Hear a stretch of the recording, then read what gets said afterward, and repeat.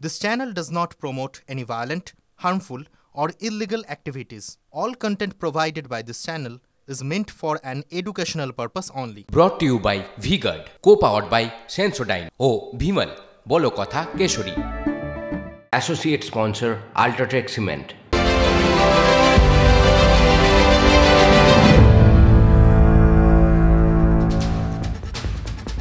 বলেছিলাম না আজ স্পেশাল কিছু দেখাবো যা আপনারা জীবন মনে থাকবে। মৃত্যু ঘণ্টা বাজলো আজ সন্ধে। কার কার মৃত্যু ঘণ্টা? বিজেপির। আরে ঠোঁট কাটা নয়, বিজেপির মৃত্যু ঘণ্টা বাজিয়েছেন এবং বলেছেন মমতা ব্যানার্জি। সন্ধে 7টার আশপাশ হবে। মমতা ব্যানার্জি বিজেপির মৃত্যু ঘণ্টা বাজালেন কলকাতার কাঁকুরগাছিতে। দেখুন।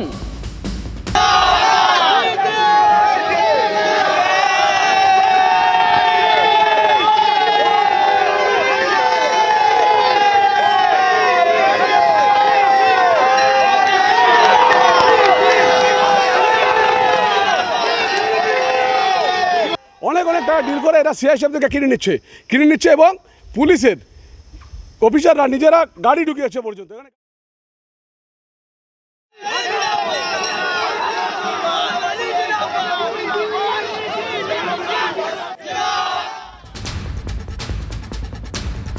বামেদেরও মৃত্যু ঘণ্টা বাজিয়েছিলেন মমতা ব্যানার্জি।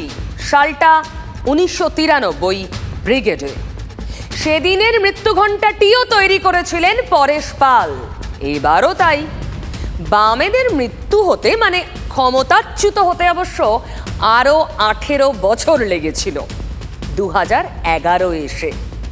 এবার 2024-এ ফের বিজেপির মৃত্যু ঘণ্টা বাজালেন মমতা ব্যানার্জি। এদিকে সাইরেন বাজছে ইভিএম নিয়েও। লঙ্কা কাণ্ড একেবারে। ষষ্ঠ দফার ভোটের পরে তৃণমূল অভিযোগ করেছিল বিজেপি স্ট্রং রুমে, যেখানে ভোটের পর ইভিএম রাখা হয়, ঢুকেছে। মতলব নিয়ে বড়সড় প্রশ্ন তুলে হইচই শুরু করেছিল তৃণমূল। এ একেবারেই টিট ফর ট্যাট রাজনীতি। মৌকা এবার বিজেপিরও। একই অভিযোগ তৃণমূলের বিরুদ্ধে, শুধু জায়গাটা বাঁকুড়া। অনেক টাকা ডিল করে এটা সিআইএসএফ থেকে কিনে নিচ্ছে এবং পুলিশের অফিসাররা নিজেরা গাড়ি ঢুকিয়েছে পর্যন্ত। এখানে গাড়ি পর্যন্ত আছে, এটা খালি গাড়ি ঢোকানো আছে। সে ইভিএম চেঞ্জ করার একটা করে নিচ্ছিল। ঈশ্বরের আশীর্বাদে আজকে আমরা বাঁচাতে পারলাম। আজকে তো ওয়েদারটা একটু নরম আছে, তাই ওনার আজকে কি বলুন তো, ওনার ওই নেশার ডোজটা আজকে বেড়ে গেছে, তাই জন্য ওনার মাতলামিটা অতিরিক্ত পরিমাণ বেড়ে গেছে। দেখুন, রেমালের রেস শেষ হতে এখন অনেক বাকি। তার আগেই সুন্দরবন অঞ্চলের শাহজাহান, তৃণমূলের শেখ শাহজাহান নিয়ে পাতার পর পাতা চার্জশিট জমা পড়ল আদালতে। কি রয়েছে সেখানে? বাঘকে খাঁচাবন্দি করার যথেষ্ট প্রমাণ কি পাওয়া গেল? শুধু জমি দখল করে কত সম্পত্তি করেছে শেখ শাহজাহান জানেন? 261 কোটি টাকার সম্পত্তি। হ্যাঁ, ঠিক শুনছেন, 261 কোটি। আজ আদালতে চার্জশিট দিয়ে দাবি করল ইডি। শেখ শাহজাহানের বিরুদ্ধে এটাই ইডির প্রথম চার্জশিট। তদন্তের 56 দিনের মাথায় এই চার্জশিট জমা পড়ল। ইডি দাবি করছে 261 কোটি চিহ্নিত সম্পত্তি, তার মানে বেনামে আরো সম্পত্তি। গঙ্গাধর কয়ালের ভাইরাল অডিও সামনে আসার পর শাহজাহানকে সাসপেন্ড করা নিয়ে তৃণমূলের সেনাপতির মুখে আক্ষেপ শোনা গিয়েছিল। তাহলে কি শেখ শাহজাহান বা যাদের সাসপেন্ড করেছেন তাদের সাসপেনশন তুলে নেবেন? না, সেটা তো দলের ওয়ার্কিং কমিটি ঠিক করবে। বাট প্রাথমিকভাবে আমাদের তখন দেখে মনে হচ্ছে দলগতভাবে আমরা যা সিদ্ধান্ত নিয়েছিলাম আরেকটু যাচাই করে যদি নেওয়া হতো তাহলে বেটার হতো। সন্দেশখালীর সেই শেখ শাহজাহানই যে প্রায় 180 বিঘা জমি দখল করেছেন, তৃণমূলের শীর্ষ নেতৃত্ব কি সে খবর রাখেন? শাহজাহানের বিরুদ্ধে ইডি যে চার্জশিট আজ দিয়েছে, সেখানেই জোর করে জমি দখলের কথা বলা হয়েছে। যে অভিযোগে অভিযুক্ত শাহজাহানের ভাই আলমগীর, দিদার বক্স মোল্লা, এমনকি শিবু হাজরাও। সন্দেশখালী আন্দোলনের সলতে পেকেছিল এই জমি দখলের অভিযোগকে ঘিরেই। আমাদের যে সাদা কাপড় যে পরিয়ে আসি, বলছে কাঁচাটা কবে খুলবি বল, জমি তোদেরকে ছাড়তে হবে। আমার চোখের সামনে দেখা 200-300 বাহিনী, সব সশস্ত্র পিস্তল বাহিনী, সব ওদের বাহিনী দিয়ে আমাদের জমি জায়গাগুলো সব ভোগ দখল করে নিয়ে নিচ্ছে। রায়তি সম্পত্তি, বর্গা, পাট্টা এসবগুলো সব নিয়ে নিচ্ছে। বেআইনভাবে কিনেছে। শেখ শাহজাহান যা বলছে প্রশাসন তাই মেনে নিচ্ছে। রাজ্যের শাসক দলও শিবু শাহজাহানদের জমি দখলের অভিযোগ অস্বীকার করতে পারেনি। সন্দেশখালী সাজানো চিত্রনাট্য বলে দাবি করলেও মুখ্যমন্ত্রী পর্যন্ত মেনে নেন জমি দখল হয়েছে। কিছু ঘটনা লোকালি ঘটেছে, তাদের সবাইকে গ্রেপ্তার করা হয়েছে, আমাদের পুলিশই গ্রেপ্তার করেছে এবং তাদের যেটুকু জায়গা জমির প্রবলেম ছিল আমরা সব ফিরিয়ে দিয়েছি। আমরা কোনো রকম মানুষের সাথে অবিচার করতে দিই না। ড্যামেজ কন্ট্রোলে সন্দেশখালীতে প্রশাসনিক শিবির করে জমি ফেরানোর ব্যবস্থা করা হয়। প্রশাসনের পাশাপাশি দলকেও কাজে লাগানো হয়। মমতা বন্দ্যোপাধ্যায়ের 2 মন্ত্রী সুজিত বসু এবং পার্থ ভৌমিক সন্দেশখালীতে গিয়ে অভিযোগ শুনতেন। ইডির চার্জশিটে জানিয়েছে দখল করা জমির পরিমাণ 180 বিঘার বেশিও হতে পারে। সাক্ষী হিসেবে সরকারি আধিকারিকদের বয়ান নেওয়া হয়েছে। শাহজাহানের 39 বিঘা জমি ইতিমধ্যেই ইডির কবজায়, যার বাজার মূল্য 10,50 লাখ টাকা। সিবিআই সন্দেশখালীতে অভিযান চালিয়ে যে অস্ত্র উদ্ধার করেছিল তার উল্লেখ রয়েছে চার্জশিটে। বসিরহাটে ভোটের আগে ইডির এই চার্জশিট শাসক দলকে অস্বস্তিতে ফেলল। যতদূর মনে পড়ে, জ্যোতি বসুর লেখা আত্মজীবনী। এ নিয়ে বিরোধী অনেকে খোঁচাও দিতেন বইটার নাম জড়িয়ে। বলতেন বইয়ের নাম যতদূর মনে পড়ে, অথচ সেখানে অনেক কিছুই নাকি মনে পড়েনি। সে তো গেল রাজনীতির বিরোধীদের কথা। আর রবিবার মুখ্যমন্ত্রীর মুখেও পুরানো সেই দিনের কথা শুনুন। শাওনিকে দিয়েছে এই কারণে যে আগের বারে আপনারা অতটা সার্ভিস পাননি, তার অবশ্য কোনো দোষ ছিল না, সে নিজের ফিল্ম জগতে ব্যস্ত, এটা আমাদেরই দোষ। সেই জন্যই আমরা শুধরে নেবার জন্য শাওনি এলাকায় পড়ে থেকে লড়াই করবে এবং দাঁতে দাঁত দিয়ে লড়াই করবে উন্নয়নের কাজে। আর বাদ বাকিটা সোনারপুরের মানুষ জানে। মিমি চক্রবর্তী তখন যাদবপুরের সাংসদ। এই বছর ফেব্রুয়ারি মাস, 13ই ফেব্রুয়ারি মুখ্যমন্ত্রীকে চিঠি লিখলেন মিমি চক্রবর্তী। কি লিখলেন? তিনি সংসদীয় রাজনীতির কাজ থেকে সরতে চান। তিনি ক্লান্ত, মানসিক যন্ত্রণায় ভুগছেন। এই পরিস্থিতিতে 15ই ফেব্রুয়ারি বিধানসভায় মুখ্যমন্ত্রীর সঙ্গে সাক্ষাৎ করলেন অভিনেত্রী সাংসদ। সেখানেই ইস্তফার চিঠি মমতাকে দিয়ে এলেন মিমি।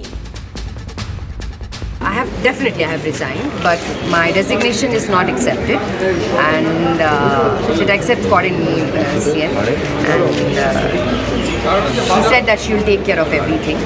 আমি আমার যেটুকু করার, আমার যেটা মনের ইচ্ছে ছিল সেটা আমি করে দিয়েছি।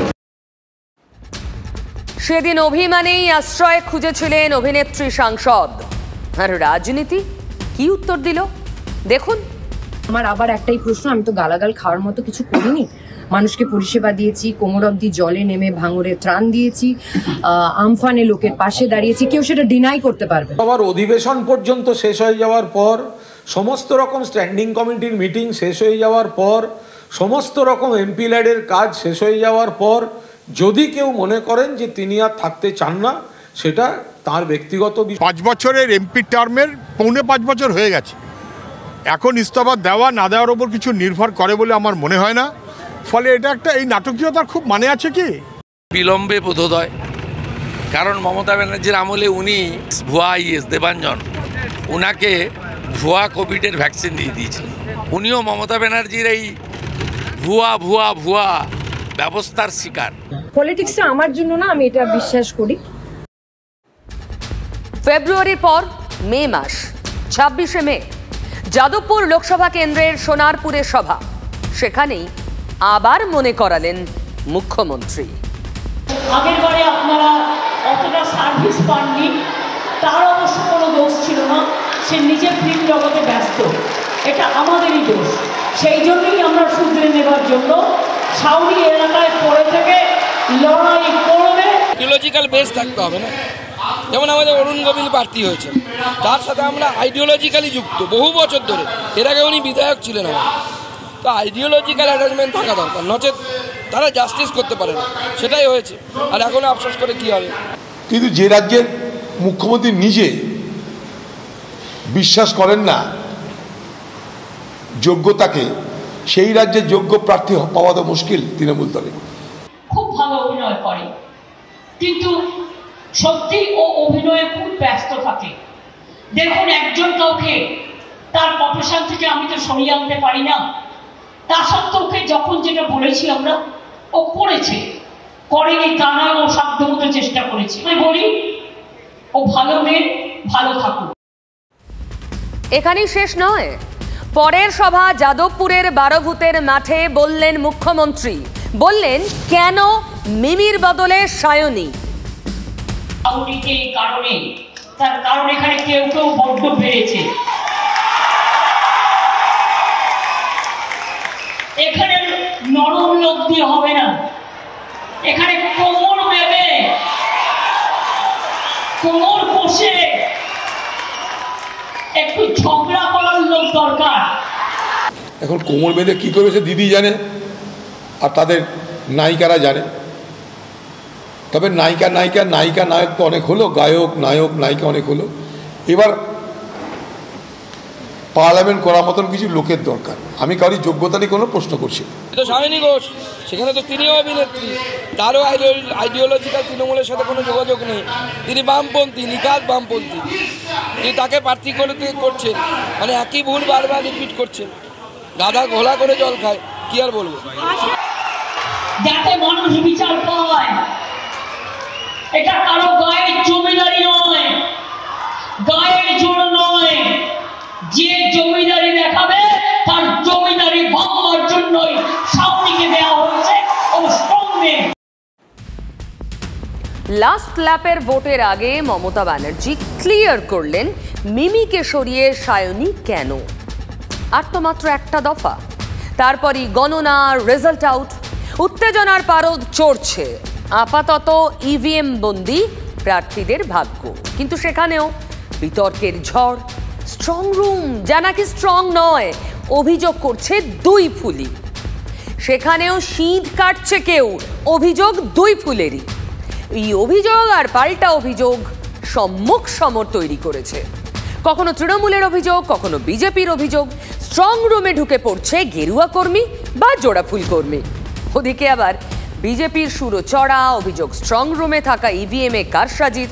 সেখানে আবার পুলিশের যোগ, আঙুল তাদের জোড়াফুলের দিকে। আর এ কাজে ক্রাইম পার্টনার পুলিশও। ভাবা যায়, তুল কালাম যুদ্ধ দুই ফুলে। দুই ফুলি নাকি ইভিএম এর দিকে, স্ট্রং রুমের দিকে উঁকি দিচ্ছে। নিয়ম বলে স্ট্রং রুমে মাছি গলার জো থাকার কথা নয়, ভোটের ভবিষ্যৎ সেখানেই রাখা। কমিশন করা, কেন্দ্রীয় বাহিনীর কড়া নজরদারি থাকে। সেখানেও ঢুকে পড়ল বিতর্কের ঝড়। রবিবার অভিযোগ তুলেছিলেন কুণাল ঘোষ, সোশ্যাল মিডিয়ায় পোস্ট করে বিস্ফোরণ। কাঁথির স্ট্রং রুমে বিজেপি কর্মীরা ঢুকে পড়েছিল বলে অভিযোগ। এরপরই সোমে আসরে নামল গেরুয়া শিবিরও। এখানেও মারাত্মক অভিযোগ, পুলিশ স্ট্রং রুমের সিসি ক্যামেরা বদল করে ইভিএম বদলের ছক কষেছিল মোটা টাকার বিনিময়ে। নিজেদের বিকিয়েছে কেন্দ্রীয় বাহিনীও। স্ট্রং রুমে গিয়ে বিস্ফোরক বিষ্ণুপুরের বিজেপির প্রার্থী সৌমিত্র খাঁ। আমি ইলেকশন কমিশনারকে যে এরা ইসি অফিস, আমার ইভিএম অফিসের সামনে ইভিএম এর ওখানে দাঁড়িয়ে দাঁড়িয়ে ইভিএম এর বক্স ভাঙার চেষ্টা করছে, এবং পশ্চিমবঙ্গকে বলি এখনই এতগুলো পুলিশ দুপুর বেলাতে সমস্ত পুলিশ তার সমস্ত গাড়িপত্র নিয়ে চলে আসছে যে ওরা মেশিন চেঞ্জ করবে। যে দরজা রয়েছে সে দরজা ভাঙতে গিয়েছিল, কিন্তু এই পুলিশ অফিসারে থাকার কথা নাই। এটা গাইডলাইনে যে পুরোপুরি কেন্দ্রীয় ফোর্স থাকবে, কিন্তু সে গিয়ে আজকে দরজা হাত দিচ্ছিল। আমরাও তো ভিডিও ফুটেজ দিয়েছি কাঁথি কলেজে, সেখানে স্ট্রং রুম রয়েছে, সেখানে বিজেপির এজেন্ট বিজেপির লোকদের ভেতরে ঢুকিয়ে বসিয়ে রাখা হয়েছে। আজকে ইভিএম চেঞ্জ করার একটা প্রবণতা নয়, ইভিএম অলরেডি চেঞ্জ করে নিতে। আমিও টুইট করে দিয়েছি, সেটা ঢাকতে এখন এই ধরনের ভিত্তিহীন অভিযোগগুলো তারা ভাসিয়ে দিচ্ছে। কি দাঁড়ালো তাহলে? কাঁথির পাল্টা বিষ্ণুপুর। বাঁকুড়ার বিষ্ণুপুর লোকসভার মানুষের রায় ইভিএম বন্দী হয়ে এখন রয়েছে বিষ্ণুপুর KJ ইঞ্জিনিয়ারিং কলেজের স্ট্রং রুমে। কেন্দ্রীয় বাহিনী নিরাপত্তার দায়িত্বে, বাইরে মোতায়েন রাজ্য পুলিশ। সেখানেই এদিন হাজির সৌমিত্র খাঁ। স্ট্রং রুমটা সিল আছে, মানে ওখানটা আজকে ভাঙতে গেছিল, আর 1 ঘন্টা পেরিয়ে গেলে খেলা শেষ। কেন্দ্রীয় বাহিনী ডিল করে নিয়েছিল ভাই। ওনারা এতদিন কি বলতেন যে সেন্ট্রাল ফোর্সে ওনাদের বিশ্বস্তের, সেখানে সেন্ট্রাল ফোর্সকে উনি গালিগালাজ করছেন, পশ্চিমবঙ্গ পুলিশকে গালিগালাজ করছেন এবং নিজের হারের হতাশাটা উনি পরিষ্কার বুঝিয়ে দিচ্ছেন।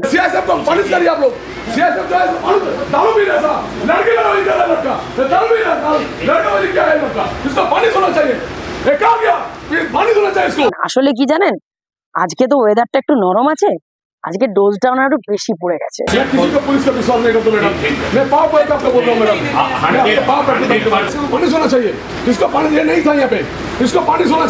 হাস্যকর হাস্যকর, চারিদিকে সিসিটিভিতে মোড়া আছে। আমি কালকে রাত্রে পর্যন্ত আমি যে দেখে এসেছি, পুরো ওপেন স্ট্রং রুমের পুরো সিসিটিভি বাইরে ফুটেজ দেখা যাচ্ছে, আর ওনার ওইসব নোংরামো অসভ্যতমে মাতলামো হচ্ছে। শুধু পুলিশ তৃণমূল নয়, এই যে কেন্দ্রীয় বাহিনীকেও কাঠগড়ায় তুলে যোগসাজশের অভিযোগে সরব বিজেপি। ভোটে যিনি সন্ত্রাস রক্ষার পণ করে নিজের ভোটটি পর্যন্ত দিতে যাননি, এলাকা ছেড়ে যেতে হবে বলে এবার ইভিএম সন্ত্রাসের ছক্কসার অভিযোগ তাঁর গলায়। সুরে সুর মিলিয়ে পোস্ট বিজেপি আইটি সেলের প্রধান অমিত মালভিয়ারও। বঙ্গ রাজনীতি অবশ্য বেশ কিছুদিন ধরেই তোলপাড় স্ট্রং রুম রাজনীতিতে। আমরা সবাই চাইবো স্ট্রং রুম নিরাপদ থাকুক। স্ট্রং রুমে সেখানে ক্যামেরা লাগার কথা সিসিটিভির, এবং এক জায়গায় একটা মনিটর থাকবে। মনিটর কোথায় খুঁজে পাচ্ছে না আমাদের লোকেরা গিয়ে রাত্রেবেলা, কি হচ্ছে কিছু বোঝা যাচ্ছে না। ইলেকশন কমিশনকে বলো, ইলেকশন কমিশন দায়িত্ব নিয়ে দেখবে নিশ্চয়ই। আমরা তো গিয়ে উঠে উঠে ক্যামেরা তো ঘোরাচ্ছি না, তো কি এসে যাবে। স্ট্রং রুমগুলির নিরাপত্তাজনিত কিছু শিথিলতা আমাদের কাছে যা চোখে পড়েছে। স্ট্রং রুমের নিরাপত্তা আরও জরুরি। স্ট্রং রুম নিরাপদ থাক, এটা আমাদেরও দাবি। রাজনীতি তো বিজ্ঞাপনেও। বিজেপি আর তৃণমূলের বিজ্ঞাপনের আইনি লড়াইয়ে আজ খানিকটা হলেও ধাক্কা খেল কি বিজেপি? লোকসভা নির্বাচন চলাকালীন বাংলার শাসক দলের বিরুদ্ধে বেশ কিছু বিজ্ঞাপন দেয় বিজেপি। সেই বিজ্ঞাপন নিয়ে আপত্তি জানিয়ে হাইকোর্টে যায় তৃণমূল। 20 মে বিজেপির নির্বাচনী বিজ্ঞাপনের ওপর সিঙ্গল বেঞ্চ অন্তর্বর্তী স্থগিতাদেশ দিলে প্রধান বিচারপতির ডিভিশন বেঞ্চে আবেদন করে বিজেপি। সেখানেও ধাক্কাই খেতে হয়। বিচারপতি সব্যসাচী ভট্টাচার্যের নির্দেশ ছিল বিতর্কিত বিজ্ঞাপন আর কোনো সংবাদ মাধ্যমে দেওয়া যাবে না। সেই নির্দেশ বহাল রেখে প্রধান বিচারপতি বিজেপিকে জানিয়ে দেয় বিজ্ঞাপনের একটা লক্ষণ রেখা থাকা উচিত। স্বভাবতই এরপর নির্বাচনী প্রচারের মঞ্চেই সুর চড়িয়েছিলেন মমতা বন্দ্যোপাধ্যায়। মোদি বাবুর গ্যারান্টি দেখেছেন, কাগজে বড় বড় বিজ্ঞাপন দিয়েছিল আমাদের বিরুদ্ধে, কত গালাগালি দিয়ে আমরা বারবার কমপ্লেন করছিলাম, কোনো বিচার পাচ্ছিলাম না, এটা সম্পূর্ণ বেআইনি। হাইকোর্ট কালকে বলে দিয়েছে হ্যাঁ এটা বেআইনি। পিসি ভাইপো নিয়েও বিজেপিকে সরাসরি চ্যালেঞ্জ ছুড়েছিলেন। আর নরেন্দ্র মোদীর দল ক্ষমতা থাকলে আর যদি হিম্মত থাকে, পিসি ভাইপো বলবে না, আমার নাম দিয়ে আর অভিষেক ব্যানার্জির নাম দিয়ে যাও অ্যাডভার্টাইজমেন্ট করো, আমি দেখতে চাই কত বড় বুকের পটা। এটা তো দল নয়, পরিবারের একটা কোম্পানি। মালিকের নাম মমতা ব্যানার্জি, ম্যানেজিং ডাইরেক্টরের নাম তোলাবাজ ভাইপো ব্যানার্জি। পিসি কোন ভাইপো খায় না মাথায় দেয়? লজ্জা করে না একটা বিজেপি পার্টি এই বিজ্ঞাপনে চলে গেছে? তৃণমূল নাকি দুর্নীতির আতুর ঘর, আর তোরা তো ডাকাত, তোরা তো ডাকাত।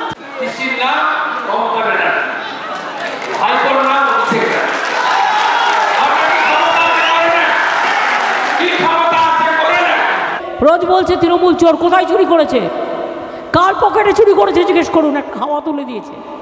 5 বছর পর্যন্ত বিনামূল্যের রেশন, মোদির গ্যারান্টি। মোদি দেশেরই জন্যে, মোদি দেশেরই জন্যে, মোদি দেশের। আরো একবার মোদি সরকার, পদ্মফুল চিহ্নে ভোট দিন, বিজেপিকে জয়ী করুন। ছোটকাটে আবার আগামীকাল রাত 8টায়। বন্দে ভারত এখন স্লিপার এবং মেট্রোতেও মোদির গ্যারান্টি। মোদি দেশেরই জন্যে, মোদি আরো একবার মোদী সরকার, পদ্মফুল চিহ্নে ভোট দিন, বিজেপিকে জয়ী করুন।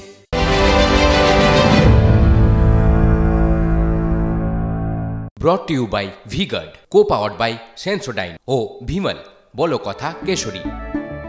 Associate sponsor Ultratech Cement.